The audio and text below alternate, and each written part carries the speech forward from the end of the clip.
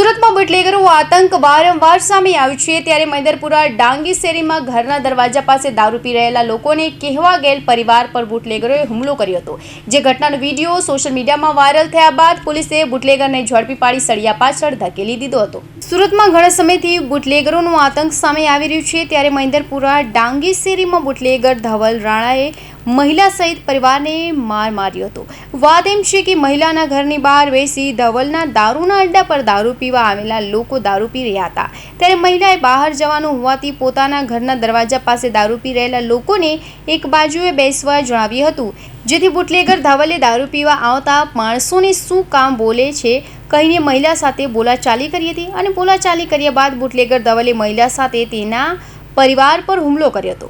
મહિલાના પતિને ગંભીર ઈજાઓ પહોંચતા સારવાર અર્થે હોસ્પિટલમાં ખસેડાયા જ્યારે મારામારીની સમગ્ર ઘટના સીસીટીવી કેમેરામાં કેદ થઈ છે, જેના આધારે મૈદરપુરા પોલીસે તપાસ હાથ ધરી માથાભારે બુટલેગર ધવલ રાણાને ઝડપી પાડી સળિયા પાછળ ધકેલી દીધો હતો।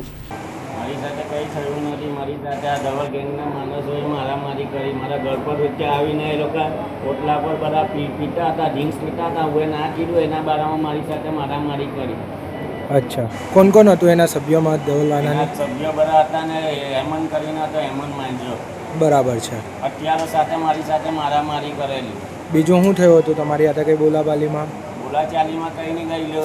એ માણસો એટલું કહેતા હતા કે મારું ડાંગી શેરીમાં કોઈ મારું બગાડી નહીં શક્યું, પોલીસવાળા તો મારું શું તોડી લે છે એવું બોલવાવાળો કોણ, કયો સભ્ય હતો? એ ધવલ રાણાને એની હાથવાળો જ સભ્ય।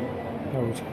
કંઈ નહીં થયેલું હતું, આ ખાલી બોલાચાલી થઈ। અમારા ઓટલા પર બધા પેક મારવા બેસેલા ચાલીની અંદર, બધા એના ધવલના માણસોને બધા પેક મારવા બેસેલા હતા અને અમે ખાલી બોલ્યા, એમાં ઉછળીને મારા માર કરવા માંડી ને એના પણ બધા સાથીદારો બધા મળીને મારા માર કરી।